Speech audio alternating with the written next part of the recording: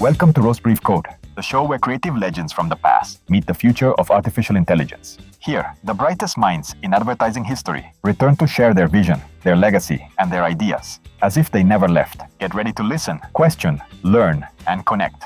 Because this isn't just an interview, it's a conversation across eras. This is Roastbrief CODE, where history speaks and the future listens.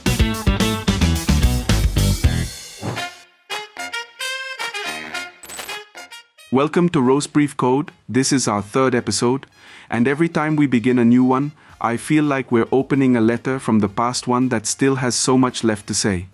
Today, I have in front of me one of those giants. A man who didn't invent management, but who gave it a soul. Who didn't obsess over numbers, but rather over the meaning behind them.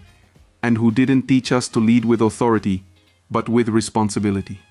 Today, in this episode, we have the honor of speaking with Peter Drucker, the father of modern management.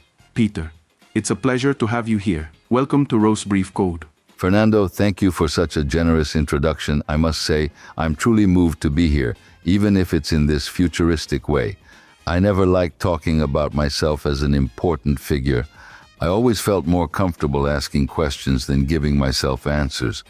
But if this conversation can be helpful to someone trying to better understand their work, their company, or their purpose, then I'm happy to be here. Let's start from the beginning, Peter. You were born in Vienna, a city that was literally a crossroads of many ideas, and people often mention your intellectual upbringing. But I want to go deeper. What aspects of your childhood shaped your view of the world? Vienna was both a blessing and a challenge. It was a deeply sophisticated city, but also a tense one. My home was filled with books, long conversations, and classical music in the background. My parents believed that thinking was something you had to exercise every day, like a muscle. I remember at age 8 they gave me a notebook, but not for school. It was to write down what I thought about what I observed. Watch then write, my mother would say. And that habit followed me for life. I also grew up in the midst of political and social tensions. I saw how intellectual arrogance could become blindness, and that shaped me. I realized knowledge should be useful, not just prestigious. Fascinating. And when did that moment arrive? The one where you said, I want to dedicate myself to helping others think better about their organizations, their work, their impact. Was there a turning point that led you in that direction? It wasn't a single moment, it was a series of small revelations. I worked as a journalist and later as a consultant. And over again, I saw the same pattern. Decisions being made without reflection, structures without purpose, people treated like gears. One day I interviewed the president of a company that had just laid off 800 workers. He explained it in 4 words. They don't fit strategy. That's when I saw the problem. Strategy had killed purpose. And I understood I had to dedicate myself to something deeper, to ask questions that made people uncomfortable, but ultimately led to better understanding. And for those who don't know, you didn't study business. You studied philosophy and law. What did that humanist foundation add to your approach to management? Philosophy gave me a compass. It taught me to ask questions before offering solutions. Law gave me structure, logic, and an awareness of consequences. But above all, they taught me humility. Because in both fields, I learned that knowledge is not something to boast about. It's something to place in service of something greater. Philosophy also taught me not to chase absolute truth, but rather to pursue better questions. And in the world of business, that's revolutionary. There's something central to your work that I want to dig into. The concept of service. You often said, a company's goal isn't to maximize profits. It's to serve. Where does that powerful forward-thinking conviction come from? It comes from a very real experience. When I was young, I worked as an analyst for a German company. One of the factory workers came to speak with me. He explained how a management decision had completely disrupted his family life. He wasn't angry, he was disappointed. And what struck me most wasn't what he said. It was that nobody in management even knew his name. That day I realized a company cannot be impersonal. An organization that ignores the human impact of its decisions is not well managed. From that moment on, my favorite question became, who are you helping with this decision? If you can't answer that, you're in the wrong business. Let's get more personal now. You were known for being very disciplined, very methodical. What personal values did you never compromise on, even in front of pressure from big companies or governments? Integrity and the ability to listen. I always said a leader who can't listen is dangerous, and a company that abandons its principles is already drifting. That's not just a phrase for keynote speeches, Fernando. It's something I witnessed time and again. Okay, Peter. Time for a bit of honesty. Did you ever try to apply your management methods at home and completely fail? Oh, plenty of times. I once tried to implement a performance chart in the kitchen, assigned tasks with efficiency indicators, even held a weekly review meeting. One day, my wife looked at me and said, "Peter, this is a home, not a General Motors plant." From that day on, the only KPIs that mattered were, is dinner good and are we at peace? That's what I call an intelligent system. Thank you for sharing that, Peter. And thank you for opening up your story from such a human place. Because today, you've shown us that even the most complex theories are born from very simple emotions: respect, empathy, and service. Peter, now that we've explored your story a bit, I'd like to dive into what is perhaps your most enduring legacy, your way of thinking. You didn't just talk about leadership, you redefined it. You shifted the focus from power to responsibility. So let's start with the essentials. How do you define true leadership in its purest form? To lead is to serve. It's not about charisma or rank. It's about making decisions that benefit the whole, not the leader's ego. I've always said leadership is not about having all the answers, but about asking the right questions and surrounding yourself with people who know more than you. Most of all, a great leader doesn't strive to be indispensable. He or she strives to develop others who will surpass them. That's powerful. And speaking of decisions, you always insisted that ethics is not optional. What role does empathy play in corporate strategy? Empathy is the foundation of every solid decision. A company might have resources, talent, technology, but if it fails to understand the human context in which it operates, its decisions will be cold. And what is cold eventually breaks. Too often people confuse strategy with efficiency. But strategy without empathy, without ethics, without humanity, is just a plan that ignores consequences. Empathy allows you to see employees as people, customers as partners, and even competitors as references. Without empathy, there's no vision, just calculation. You once said, the most valuable asset of any organization is its people. Today, in a world obsessed with metrics, automation, and productivity, that phrase feels more relevant than ever. Why do you still believe human value is irreplaceable in organizations?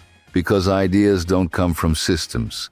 They come from people, and companies that forget this become empty. Software can process faster, AI can detect patterns, but only humans can feel, imagine, and emotionally connect with others.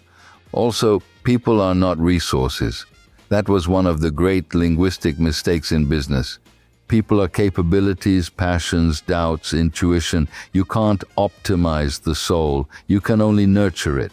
Let's talk about something that was always central in your teachings, the pillars that support a healthy organization. You often said it's not enough to hang a nice mission statement on the wall. What do you believe are the essential elements for a company to stay relevant over time? First, a clear mission, and I don't mean a slogan, I mean a moral compass. Something that everyone in the organization can understand and live by. Second, a culture that respects critical thinking. If people in a company can't say, "This doesn't make sense," then the organization isn't healthy. Third, the ability to keep learning.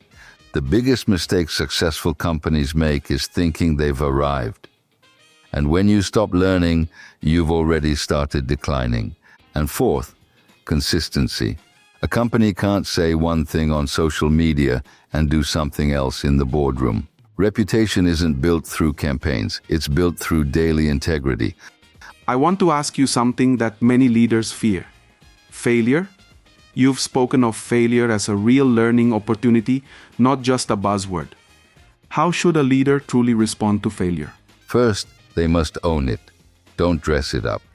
A leader who always justifies, who blames the team, who hides behind "we tried," loses credibility. Failure is a mirror. It hurts, but it shows. A good leader asks 3 questions after a failure. 1. What didn't I see? 2. Whom didn't I listen to? 3. What did I learn that I don't want to forget? Failure has one great gift. It brings humility, and in leadership, humility isn't weakness. It's a superpower. All right, Drucker. Time for a lighter question. Imagine you suddenly woke up as the CEO of a modern creative agency, unlimited budget, brilliant people, free coffee all day. What absurd policy would you implement just for fun? Oh, without hesitation, no PowerPoint Thursdays. That day, no slides allowed. Everyone has to pitch their ideas out loud, like in a Viennese cafe. And maybe I'd add this rule. If you can't explain your idea on a post-it, it's not ready. And of course, if no one laughs at least once a day, the office closes due to emotional climate. That last one should be mandatory across the entire creative industry. Peter, this block leaves us with crystal clarity that it's impossible to lead without seeing the people. That an organization isn't its logo or its stock, it's its people, and that to lead ultimately is to have the courage to say, "I'm here to serve, not to be seen." Peter, so far we've talked about your life, your ideas, and the human soul behind every organization. But there's one topic we can't avoid because it now shapes everything: technology. We live in an era where there are more dashboards than conversations and more data than empathy. I want to hear how you see it, with your always sharp and critical perspective. How do you interpret the impact of technology on leadership and decision-making today? Technology is a blessing, but it's also a trap. It gives us speed, but not direction. It gives us information, but not wisdom. Today, many decisions are made by looking at a metric without understanding the context, and that's dangerous because companies are starting to think in spreadsheets, not in principles. I used to say, the most serious problem in communication is the illusion that it has taken place. Well, today I'd say, the biggest problem in leadership is the illusion that knowing more data means understanding better. Technology is powerful, only if it serves a clear purpose. Otherwise, it just accelerates the chaos. Powerful words. Now let's talk about what's on everyone's mind. Artificial intelligence. Some see it as a threat, others as an ally. What's your view of AI as a tool in management and strategic thinking? Look, Fernando, AI is like fire. It can illuminate or it can burn. Used with intention, it can help automate repetitive tasks and free up time to think.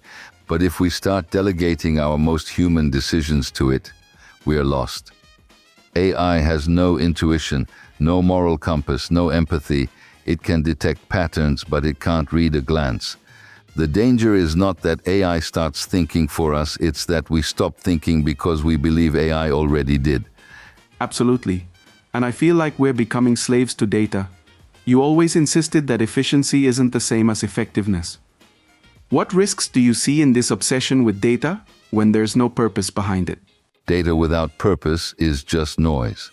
Today, companies measure absolutely everything, but for what? What decisions are being made with that data? What is truly being learned? The danger is this, that leaders stop looking at their people, their clients, their world, and only look at the dashboard, and that decisions are no longer made based on vision but on formulas. I used to say, not everything that can be counted counts, and not everything that counts can be counted. That quote is more relevant today than ever. Now let's add social media, multitasking, the constant urgency. We live in an environment where thinking deeply seems like a luxury. How would you address the constant distraction that exists in companies today? I would enforce mandatory moments of silence. Deep thinking needs space, and that space is being invaded by notifications, messages, alerts. I once visited a Japanese company where the first 10 minutes of the workday were spent in complete silence. No one spoke, no phones, just thought, and I found it brilliant. I would apply something like that because a mind that never rests cannot create. Also, urgency is the enemy of quality. Great ideas are not made in a microwave, Fernando. They're matured, they're questioned, they're felt. That's something we all need to hear. And with this massive wave of technology, there's also a sense of uncertainty. What will happen to us? To our jobs? You've always been a defender of the human factor. What skills do you believe technology will never be able to replace? First, empathy. No machine can feel fear, enthusiasm, or sorrow in a team. Second, intuition. Great decisions often don't come from Excel. They come from a gut feeling shaped by experience and emotion. Third, ethics. AI can't distinguish between what's right and what's convenient. That judgment is still purely human. And finally, the ability to imagine what doesn't yet exist. Deep creativity, the kind that connects invisible dots, only lives in a human mind. All right, Peter. Now let's get practical. If you had a virtual assistant like Siri or Alexa back in your day, someone who could take notes, schedule meetings, answer questions, what absurd daily order would you have given it without guilt? Oh, that's easy. I would have told it, remind me every morning that job titles don't make leaders. I'd probably set a daily alert that said, breathe before you give your opinion. And just for fun, I'd program it to read aloud a quote from Montaigne or Kierkegaard every day at 5 p.m. while preparing a cup of tea. Now that's what I call productivity with philosophy. Peter, this entire block has been a journey between awe and warning. Yes, we have more powerful tools than ever, but we also have the responsibility not to let them think for us. You've reminded us that data doesn't replace perspective, algorithms don't replace intuition, and urgency doesn't replace purpose. Peter, we've talked about the past, about your philosophy, about the risks of going too fast in a world that demands depth, and now I want to end this conversation as we began it, with the focus on people. We live in a world where so many want to create, lead, build something of their own, but many feel lost, disconnected, even empty. What advice would you give to someone who wants to lead without losing their soul in the process? The first thing I'd say is, don't confuse success with meaning. Having a fancy title or a big office isn't leadership. Leading is taking responsibility for the well-being of others. And that, Fernando, often goes unnoticed. Sometimes it's quiet. I'd also say, learn to observe before you judge, and to listen before you lead. And one more thing, authenticity is a strategic asset. Don't try to copy anyone else. Your leadership should be like your signature, unique, imperfect, but yours. Beautiful. Let's bring it into the world of brands, campaigns, and launches. You often said that purpose is the heart of any business action. What should every company ask itself before launching something new into the market? They should ask 3 simple questions. 1. Does this solve a real problem? 2. Does this improve someone's life? 3. Is this aligned with who we say we are? If the answer to any of those is no, then it's not the right time. Too often companies fall in love with their ideas, but not with their users. And when that happens, marketing becomes noise, not conversation. The market doesn't want to be sold something. It wants someone to understand it. Now let's look back. You've worked with top companies, written over 30 books, taught thousands of people. What do you believe was your biggest mistake, and what did you learn from it? Once I put my trust in a leadership structure that wasn't working.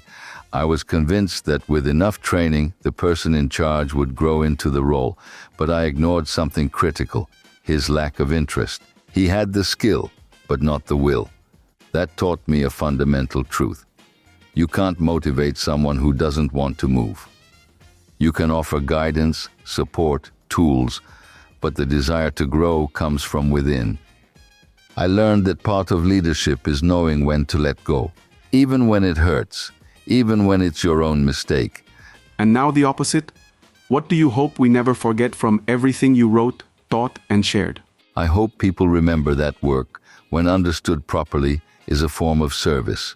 Not a burden, not a mechanism, an opportunity to contribute something real to the world. That they remember that a company without ethics has no future, and that leaders who seek only power end up alone.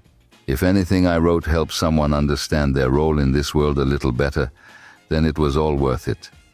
Peter, if you had to define your legacy in one sentence, what would it be? He helped others think better so they could serve better. That's enough for me.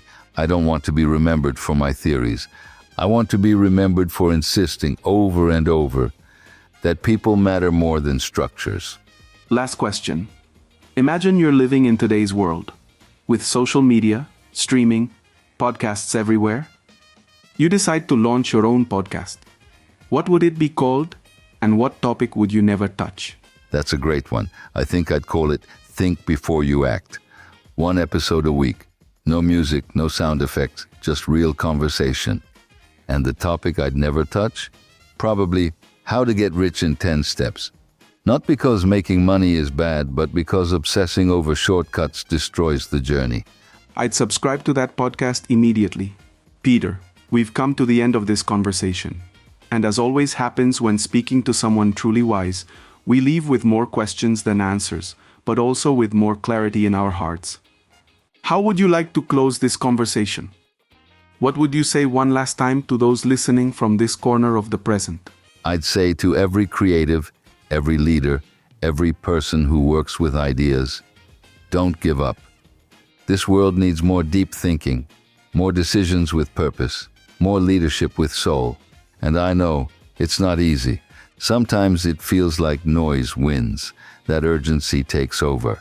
But if you manage, even once, to say something that moves someone, or do something that truly helps someone, then you've already made your mark. Remember, not everything that counts can be counted, and not everything that can be counted counts. Know the difference, and act with awareness. Peter, thank you for your story, for your ideas, for your humanity, and for reminding us once again that in this ever-changing world, what still matters most is what remains true. Thank you, Fernando. Thank you for bringing me back, if only through algorithms, into a conversation that truly matters. Because in a world that moves so fast, pausing to think is already an act of leadership. And if I may, I'd like to leave with something I've always believed. Organizations don't exist to survive, they exist to serve. And the same goes for us as individuals. So remember, don't lead to be admired, lead to be useful. Thank you, Peter, for reminding us that service remains the most powerful form of leadership. You leave us with a clear mind and a renewed sense of purpose. This was Roastbrief CODE. Today we spoke with Peter Drucker, the man who turned management into an act of consciousness, the thinker who wrote not only with his pen, but with his soul. We'll see you in the next episode. Until then, remember, think big or don't think at all.